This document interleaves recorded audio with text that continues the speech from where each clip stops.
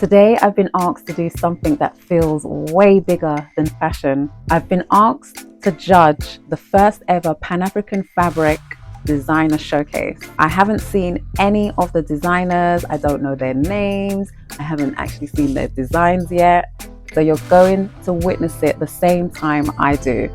I have no idea what these designs look like. So you're going to see the good, the bad, and the ugly. Hopefully there's more good than bad and ugly. So this is a real-time reaction.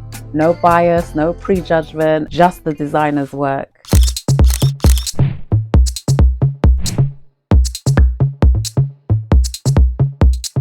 If you're new here, welcome. My name is Chantel, and I have worked with African textiles for many years now with my clothing brand, Mamau. But today it's not about me. Today is about African unity, cultural storytelling, and the first ever Pan-African fabric, a fabric that's never existed before.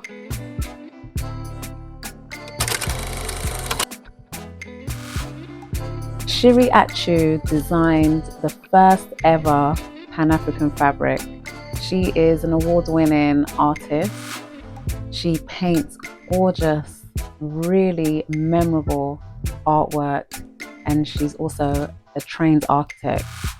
When I asked Shiri why she designed the fabric, the first ever Pan-African fabric, she said something that was quite poignant. She said that she wanted to bring African unity, and she saw that different countries have different fabrics, they have different ways of dressing, and she wanted to bring all the countries together and show that even though we are different culturally, we are the same because we're all Africans.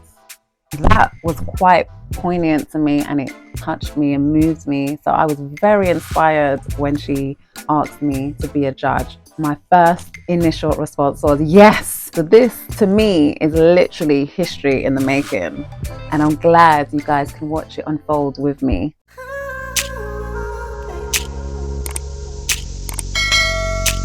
At the moment, this fabric represents 9 countries in Africa, and they each tell a story about the identity of that country.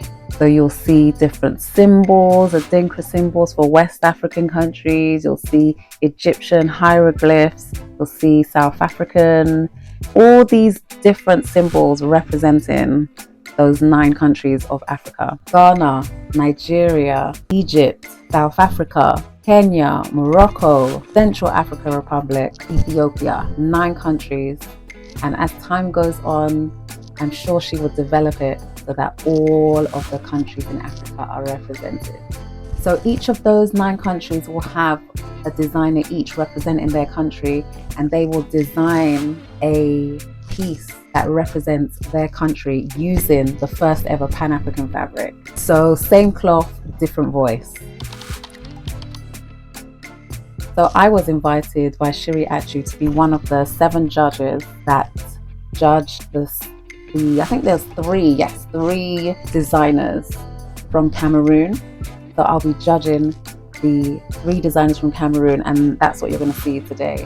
How the scoring works and the judging works is that 50% of the votes will be made at the fashion show in Cameroon. Then 25% is public voting, and the remaining 25% is made up of the judges. That's where I come in. So I want to be really clear. I did not want to know the designers' names.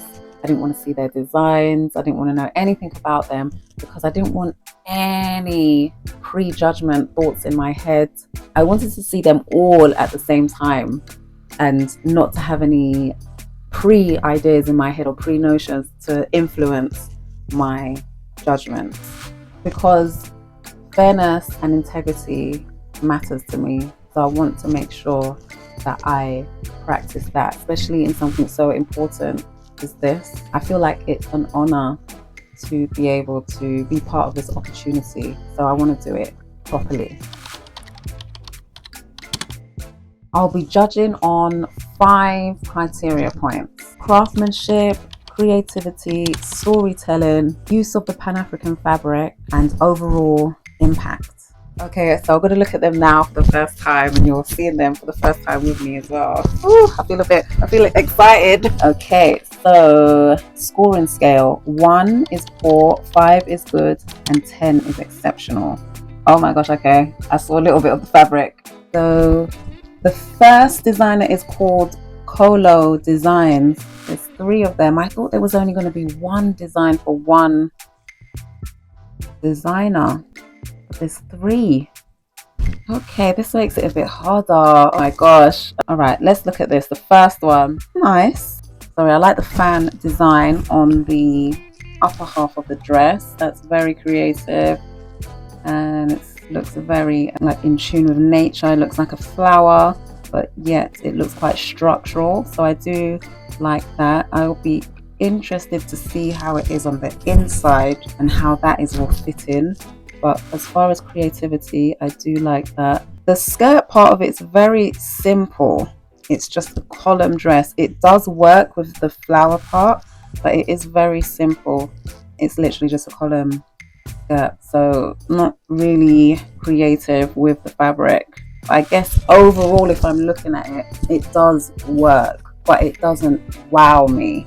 That's the only thing with that first design from Kolo Designz. But overall, it is a nice dress. Very interesting, very creative. The second one, which is the green one, it has like a sash detail going down a green dress. The color choice is really good.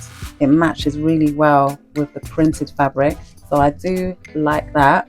And I like the way it's been sculpted almost. It looks like, I love the draping. There's good draping there as it's draped into a sash. So that looks really good. I do like that.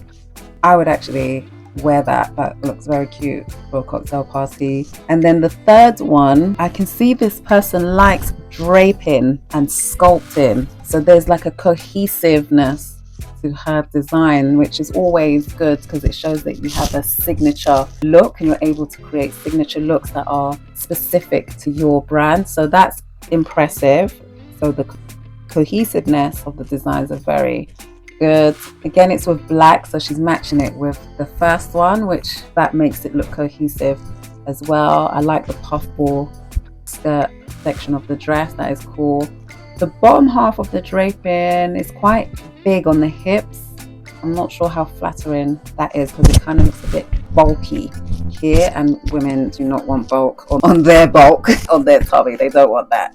So I question about where that was positioned and how it was positioned because it is chunky. Maybe if it was flatter, it would have been more flattering. But up here I love this. It's very nice, very flattering here. So overall, that looks really good. So I'm going to go to the second designer now.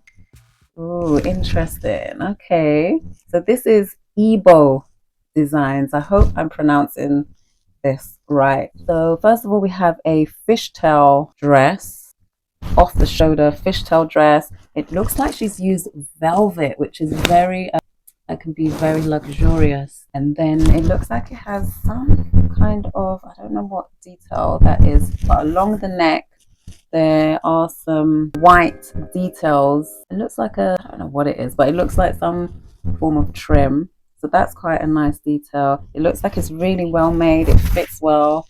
And then you have the fishtail at the end, with which is the Pan-African fabric. I think this is a great silhouette. It fits really, really well. It's a good design. The only thing is the color choices.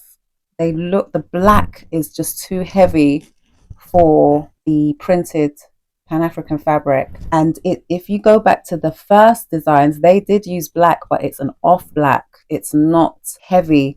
So their black has actually gray in there, whereas the velvet is so deep and luxurious that it's solid, like it's like a really solid black, and it just looks there's too much of a contrast. It's too heavy for this fabric. So that is my only issue, that even though velvet's lovely and luxurious, I don't think it was a great selection for this fabric because it looks like 2 different dresses. It looks like that dress would have been great without the fishtail part, would have looked better on a different colored fabric, or even all it in one if it was the same fabric. But maybe they didn't have enough fabric to do that. And I noticed as well that Eboh Design has only two garments. So I'm going to go into the second one. So the second garment is interesting. I can't see where her hands come out. It's giving me like a 70s vibe, which I love the 70s. I love 70s fashion. It's giving me like a lounge, like a luxury lounge wear. The choice of the second and third fabric, pink and green, those are good selections because they blend in with the rest of the Pan-African print. I don't know if it's a winning formula though. It is creative, but I don't know if it's a winning formula. So let me go to the third one. Moving away from Eboh Designs and onto the third one. So this is called Muks Couture. Listen, oh my God, this is stunning on so many levels. I want you to be a part of this. So comment below as we are doing this. Pause the video now and tell me what did you like about each design and which one is your favorite. So I'm looking at Muks Couture now. She's got 3 designs. Let me go to the first one. The first one, I love it. It's got Africa on the front. And it's part of the neckline. You see how she's positioned. I don't even know if it's a she. Sorry, I'm saying it's a she. I don't know if it's a she. So the designer has positioned the African motif as part of the neckline. I love that. And then there's this strap that isn't a strap because it's high off the shoulder. So there's some sculpting there. I like that as well, actually. And it looks like there's something at the back, but I can't quite see that. I don't have a back view. The designer has placed the African motif on, it looks like brown satin on the bodice. And then there's some kind of maybe embroidery or embellishment of arrows pointing down. It's almost saying, oh, we are all one. And it's pointing down to the actual Pan-African printed fabric on the skirt. That is clever because it's telling a story very clearly. And I got that straight away. Wow, I like this one. And the overall shape of it, it's a like a cocktail dress, I would say. And it's a fit and flare, which is very flattering. The use of fabric, I would never have chosen brown to go with this, but it goes, it really goes. It might be to do with because it's matching her skin complexion. So it'd be interesting to see it in another person's skin complexion. But I would never have chose brown to go with this Pan-African fabric, and it goes so well. So that was a brave and interesting choice. So I really like that. This is a very simple silhouette, this design, meaning it's been done before. But even though it's been done before, the way this designer has done it, using the storytelling of Africa, pointing down to the fabric, saying, this is Africa. The Pan-African fabric is Africa. Very good. I like that. Let's go to the second outfit now. Second outfit has so much detail. I'm going to do the 2 together because she's got 2 more and they both look warrior-like. I love that. Yeah, because I think is that a spear at the back of her neck or an arrow? So it looks very warrior-like, and the third lady has a staff and it looks like that third one is padded. So that's very good because that's quite hard to accomplish. So I really like that. The second one, I love the details. There's a lot of details. You got the bust, you got the shoulders. I really like these 2, especially the padding. That is so cool. I would never have thought to do padding like that.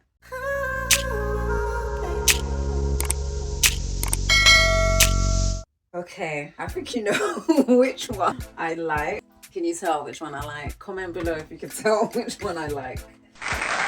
I'm voting for Muks Couture. I just feel like there's so much detail. The designs are really creative and the storytelling is on point. Muks Couture, they took it to the next level. I think all of them are good, but Muks Couture, to me, stands out in the lead 100%. There's no doubt in my mind that Muks Couture should represent Cameroon.